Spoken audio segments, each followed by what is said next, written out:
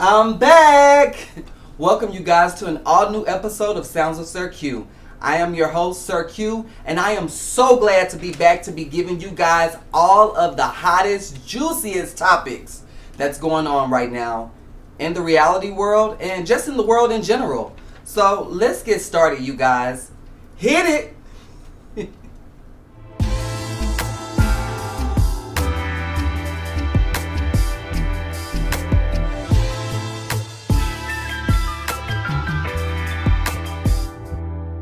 I am so glad to be back, you guys. And let me just say, Happy New Year. Look, this is an all new episode and an all new year with an all new month. So it's just a lot to celebrate, and I'm just grateful to be back to be giving you guys the hottest, juiciest topics. I mean, needless to say, there is so much that's going on right now, and I have been dying to regurgitate to you guys so you guys can get my take on everything that's going on in the reality world, the news that's going on. Like, there's so much that's going on in the world, period. Entertainment, I mean, politics, I mean, need I say more? I'm not gonna lie, I definitely had to take a little break, a little time off. Sometimes it's needed. I mean, I feel like a lot of times I overexert myself, where I become super, super overwhelmed. So, a lot of times a little break, a little reset is much needed. So I feel like that's exactly what I needed to do. And, having, the time off to kind of strategize, how I'm gonna do with the show going forward was much needed. Like, my whole goal is to ensure that I am entertaining you guys to the fullest, because that's what you guys come here to watch. Not just for my commentary, but also too for, the antics that I give as well. So I'm so glad that you guys are tuning in yet again, because there is so much we need to talk about. And I want to get started with the Real Housewives of Potomac. Needless to say, before I even go any further to talk about Potomac, I definitely want to introduce my co-host. I can never forget Solo. Solo always gives me the juiciest tea. So that way I'm able to project that onto you guys. But I digress. Let's just jump right into it. I want to speak about Potomac because Potomac is... They're doing the most right now. I'm not gonna lie. Like, they are doing the most.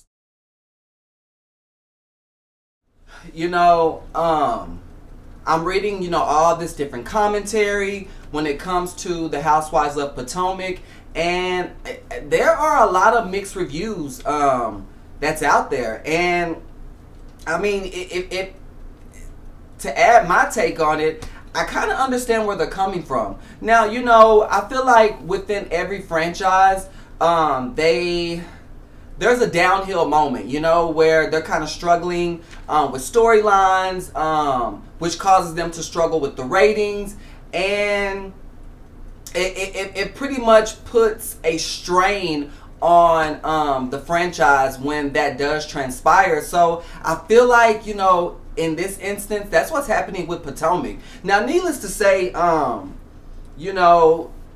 we talk about the Grand Dame. That Karen Hooger. Let me just say, I love Karen, and one thing I love about her even more is that she is truly authentic. And I feel like, every season I feel like she becomes more and more authentic. But let me just say, this season, it was pretty much the focal point for her storyline was, her DUI case. And let's just say that, it was good that she was being very authentic.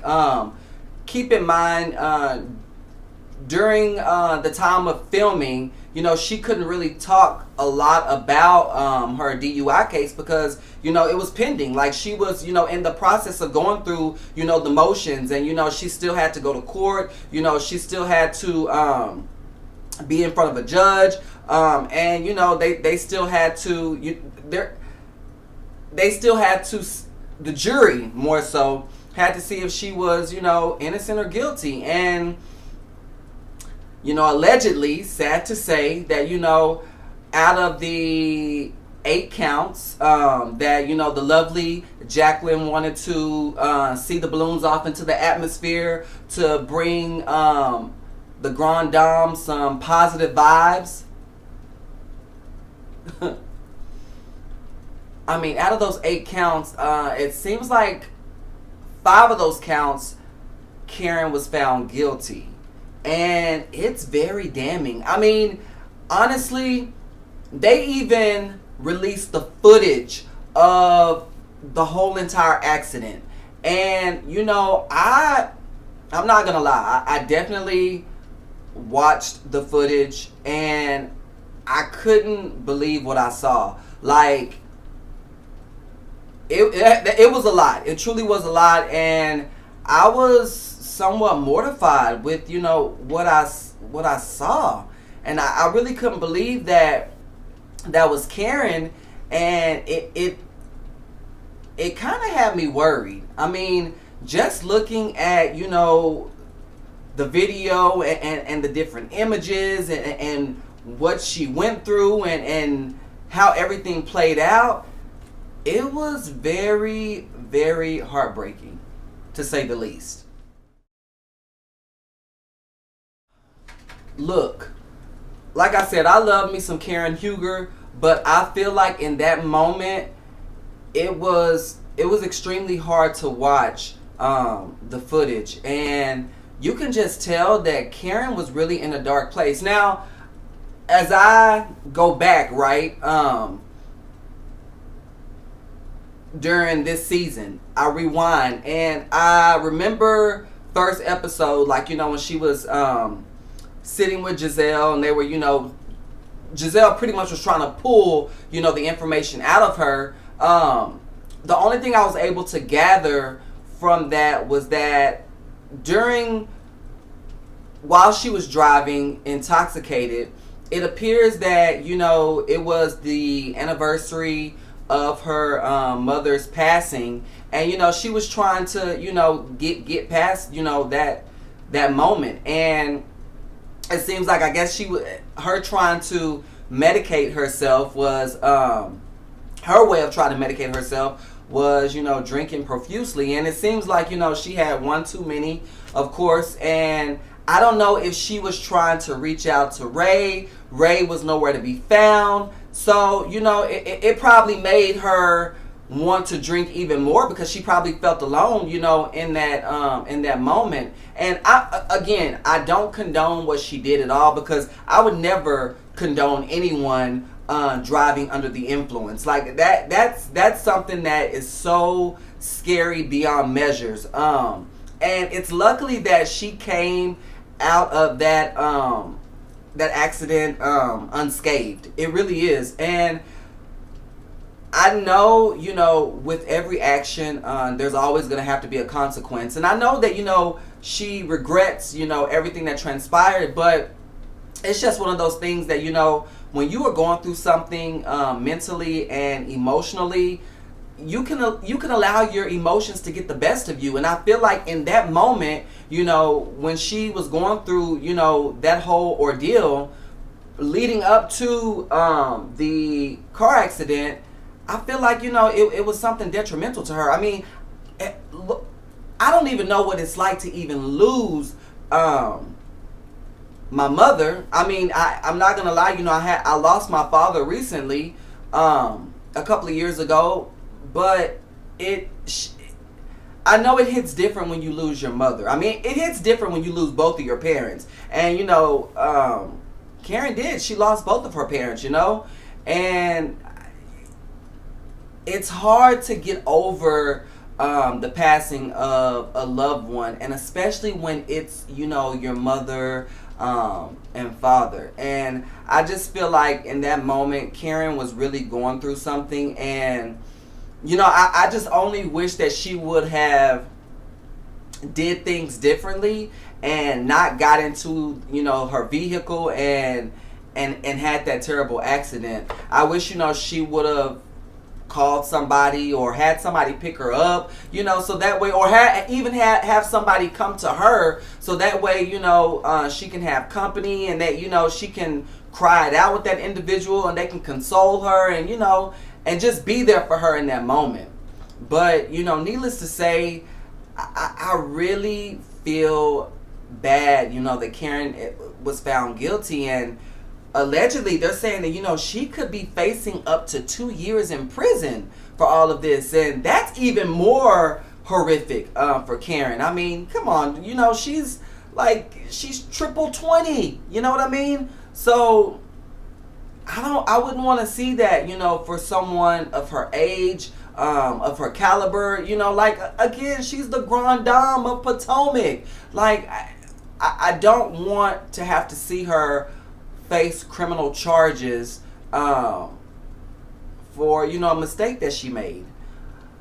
But now, mind you, Potomac is gearing towards their ending of their season. And so a couple of days ago, they filmed the reunion.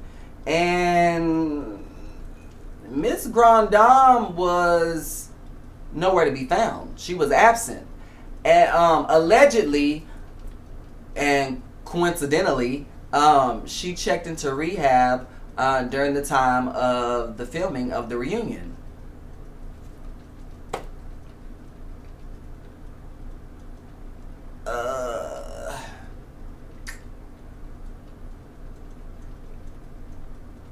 I'm gonna have to say, that had to have been probably the best idea. I'm gonna tell you why I say what I say. I'm saying that because I know that this season, her and Mia were not on the best of terms. I mean, Mia was on her ass about this DUI case. And I know that her, allegedly being found guilty, I know she is, embarrassed by the verdict. And, her having to face those ladies, and especially Mia and Jacqueline, because of course, they were both going to be at the reunion as well.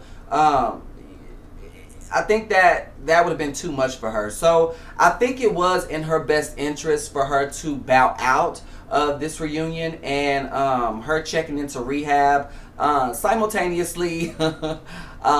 The time that the reunion was being filmed was pretty much smart for her. So, at this point, it is what it is. But one thing I will say is I'm definitely praying for Karen, and I hope her family is rallying around her, giving her a lot of support, a lot of love, because I know right now she definitely needs it.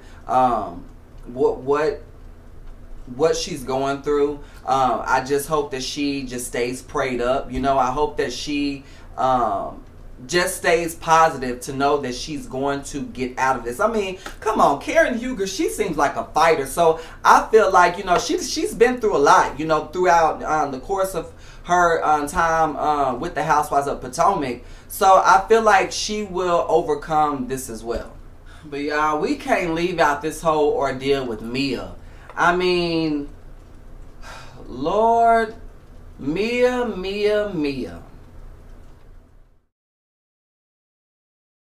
Yeah, I'm not gonna lie. I can really understand why Gizelle is grilling Mia, why she's getting on Mia's ass, because honestly, when you think about it, Mia, I feel like she's trying to do everything humanly possible to not only secure her flute, but she's trying to also she's trying to help save the franchise.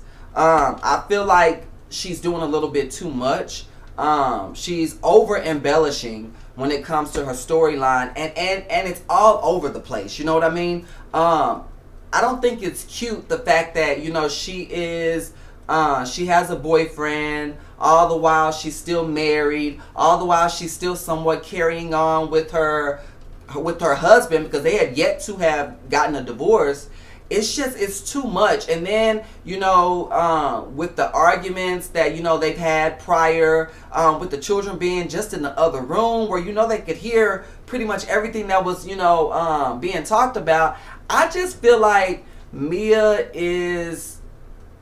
she's all over the place, and she definitely needs to reel it in. I mean, just a week or two ago, if I'm not mistaken, on New Year's, she pretty much announced how she allegedly has, broken things off with Ink, and now wants to focus more on her husband and her children.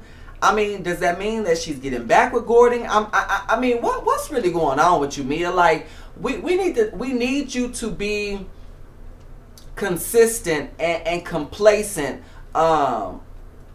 with whatever it is that's going on in your life, because I mean, the things that if we're confused, I could only imagine how your family is feeling. I just feel like you really need to reel it in, and if you really are gonna do things for the family, that needs to be the focus. I mean, figure out what it is that you want. Like, do you want to be with Ink? And let me just say this. I do get it. I do understand that, she's dealing with someone who has a mental disability. I understand that completely and utterly. But just because Gordon has a mental disability does not mean that it's okay to lead him on. Like, don't have this man thinking that, you guys, there's a possibility of you guys getting back together, giving him false hope, and then all the while you're still carrying on with Ink. Like, come on, girl, you gotta pick and choose, like, which one is it? And then, not to mention, y'all, her side piece, Jacqueline. So keep in mind, y'all, she got Ink as her boyfriend, she got Gordon as her husband, and then she got Jacqueline as her little side piece. Like, girl, what you married, then you got a boyfriend, then you got your side piece, you're bisexual. Like, girl, what is it that you want to do?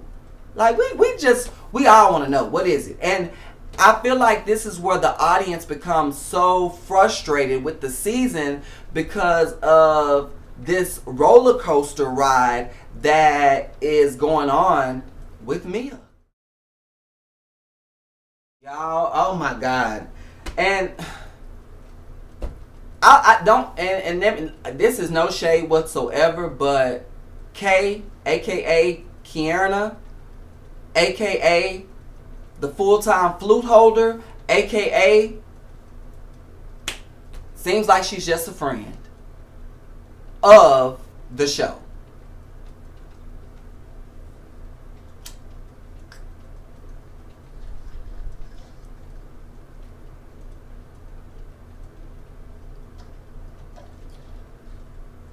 Just saying.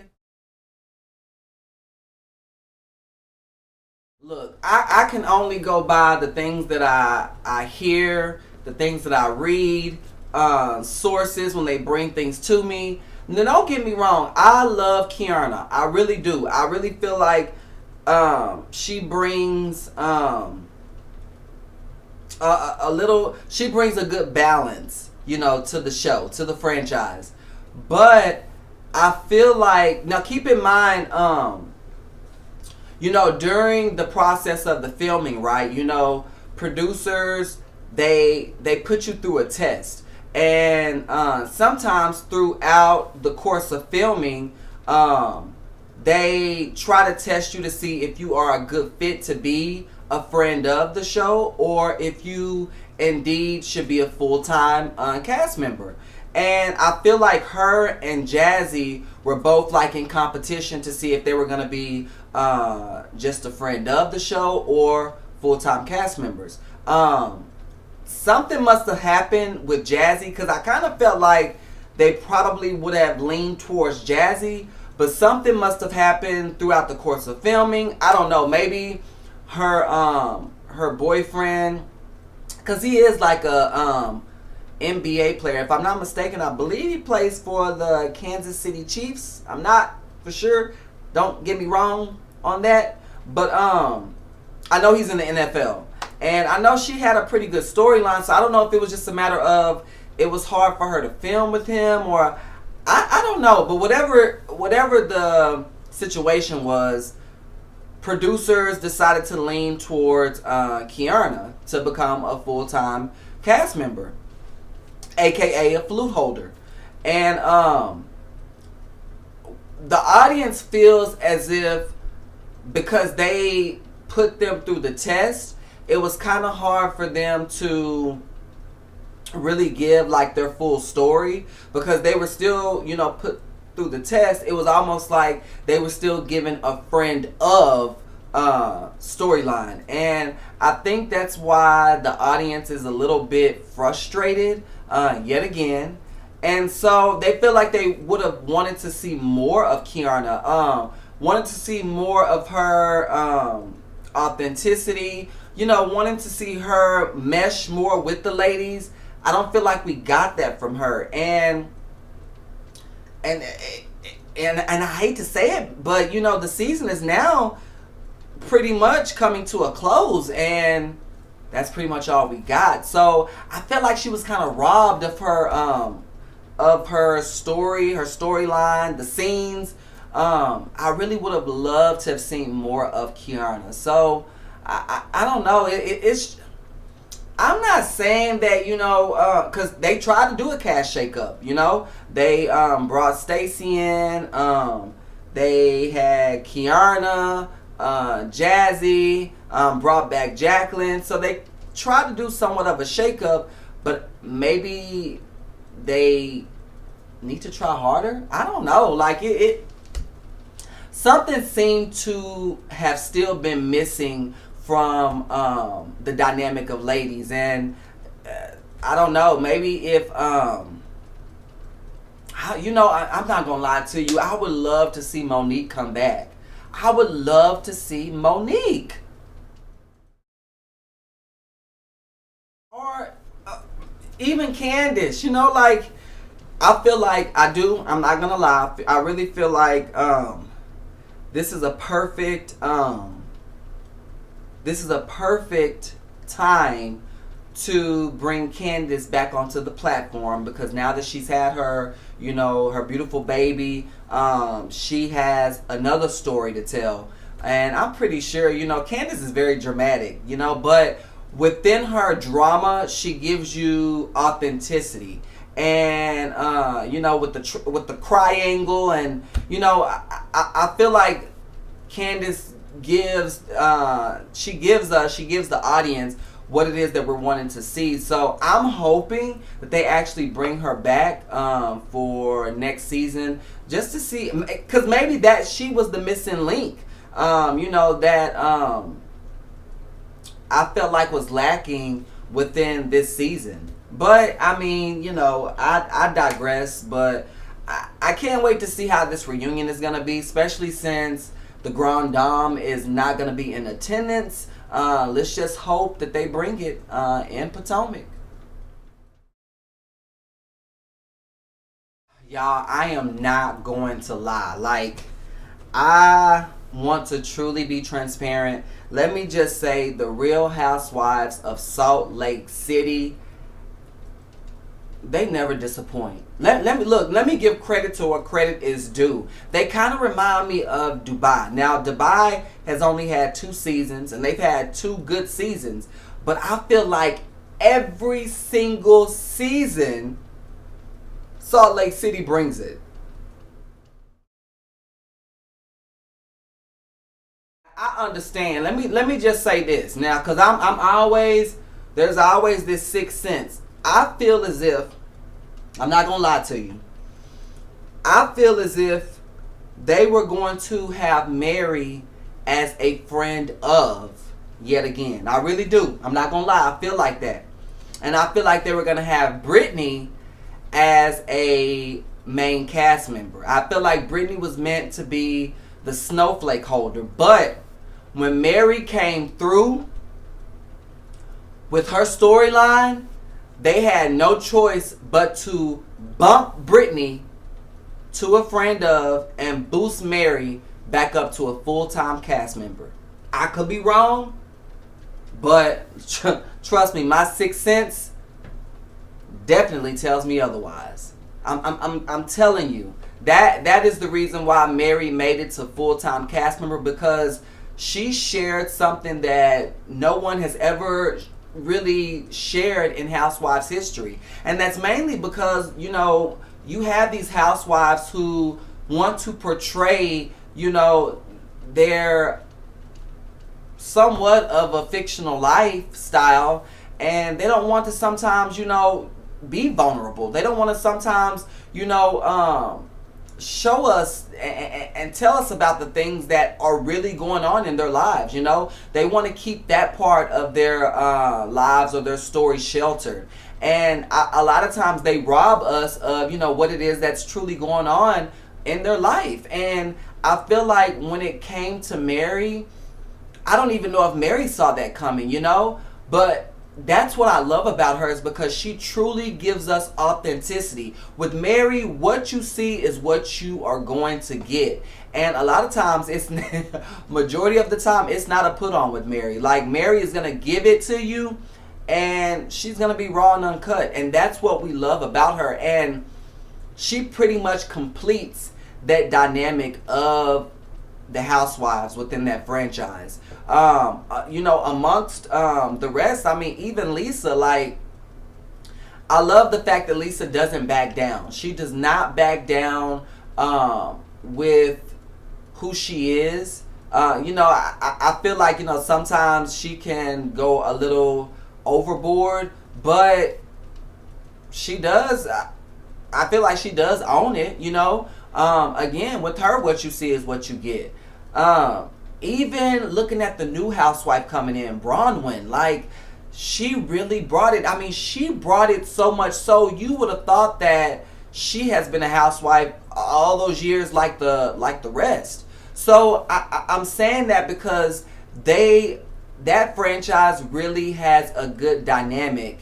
And I feel like every time I watch, they just continue to amaze me, and I just hope they continue. Within their journey, within that franchise, I would love to see what more they have to offer for these, upcoming seasons. So kudos to you, Salt Lake City, because you guys continue to keep bringing it. You guys, oh my God. Now, Love and Hip Hop Atlanta is back. Woo, Lord. And let me just say, they came and they did not disappoint. First episode was a doozy, and it's sad yet again because, I even spoke about this several episodes back about, the ongoing feud between Scrappy and Chaotic.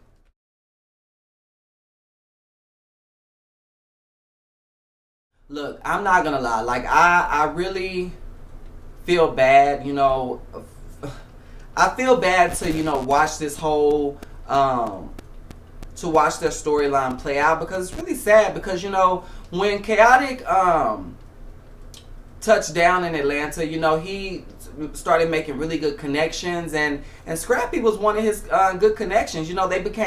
They bonded, they became really good friends. But I don't know, and this does scare me. Like, I feel like every time when you go into partnership with a friend, whether it be business or what have you, it's always going to end in friction. And I see this more and more with friendships. And I feel like had they not went into like partnership business together, I really feel like they would still have a friendship right now. But yet again, they're bickering over, this YouTube channel, and how Scrappy feels that Chaotic owes him money. Chaotic feels like he doesn't owe him anything because Chaotic was putting in all the work, from behind the scenes to, the filming. And so he feels like, why would Scrappy be entitled to anything when he was not even present to even put in the work or put forth on anything. So I guess I can kind of understand on both sides, because also Scrappy feels like Chaotic had a lot of his like family members and people that would actually draw in the audience. So that's what makes Scrappy feels as if he's entitled to a percentage. But then Chaotic was like, okay, well, but you were nowhere to be found. I'm the one that has the intro going. I put together the intro. I have the cameraman that that's filming us. I am doing the content, the edits. Like, I'm doing everything. So how is it that you are entitled to anything? So I understand where they're both coming from, but again, that's the problem that you have when you, as friends, come together in business. Like, so you guys are bound to like bump heads, and sometimes it's not gonna end well, And looking at the first episode, especially towards the ending, you can see that this feud is still ongoing, and more so, it's heated, and it's about to erupt, more so like a volcano. And mind you, that was just the first episode of the half season. So knowing that there are more episodes to come, I can just only imagine, like how this is gonna play out with them. So it's sad, it's unfortunate to see, but the drama is there. The drama is definitely there. Even looking at Jock and Kendra, like, ooh, Jock. I ain't gonna lie. I know a lot of people probably get tired of seeing Jock always getting into it with Kendra over infidelity. But this go around, Jock is upset because Kendra has been like kind of like going back and forth with one of her friends from the past. But in Kendra's defense, they're only corresponding with each other because it's about business. But Jock looks at it like, well, he not only wants to do business, but he also has a thing for you. So there's no telling where this could lead to. So I mean, I understand where they're both coming from, but Jock, you can kind of take a chill pill because you have done a lot of dirt in your past. So you being married to Kendra should have nothing but complete and utter trust in her to know that she's not going to do to you what you have done to her and your other women in the past. I'm just being honest, So give her a little bit more credit because bruh, come on now. But I digress. There is a lot that just looking at that trailer, Yandy and Mendices, they still have issues going on. Spice and Saucy Santana, like there is a lot that is going to continue to transpire in Love and Hip Hop Atlanta, and let me just say I cannot wait to watch the remainder of the season. I can't believe it's 2025. Like, it is crazy how it's a whole new year. Like I feel like 2024 was such a blur that, I was a part of 2024, but it came and went so fast. But let me actually be transparent. A lot did happen in my life in 2024, and a lot of things I didn't even actually, bring to social media. I didn't bring to, this platform because certain things are just, better left unpublicized. So, I just have to be grateful that, God allowed me to see yet a whole new year. And, in this year of 2025, I am most definitely wanting to do things just a tad bit different.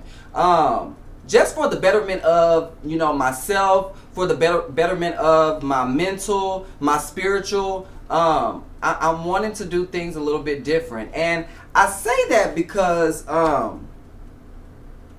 how certain people in your life can truly be draining, and so much so that it can affect your your mental, it can affect your emotional, and it plays a part with you trying to go about your day to day. So I'm learning to not take on so much, and when I say not take on so much, I mean other people's problems. I'm saying that because the older I get, I feel like, and I've said this before, of course, with age,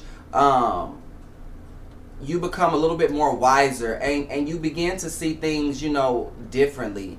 And that's just where I am, in this phase of my life, in this journey. As I move forward within my journey, I'm wanting to do things different, and I'm really wanting to put more focus on myself. 2025 is all about me wanting to thrive, and so I say that with much conviction because I'm really wanting to focus on myself, push forward, and in hopes that I see better results, as opposed to putting other people first and then putting myself thereafter. So I'm grateful. I can't say if that was a New Year's resolution of mine, but that was definitely something that I spoke to God about, and I'm wanting to ensure that I follow through with that. Whew. Yet again, you guys, that's all that we have time for today.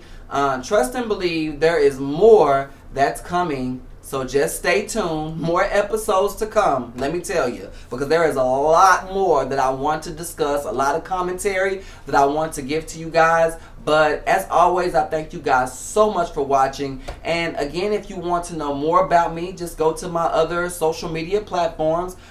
Hit up Instagram at I am Sir Q. That's I am SIRQUE.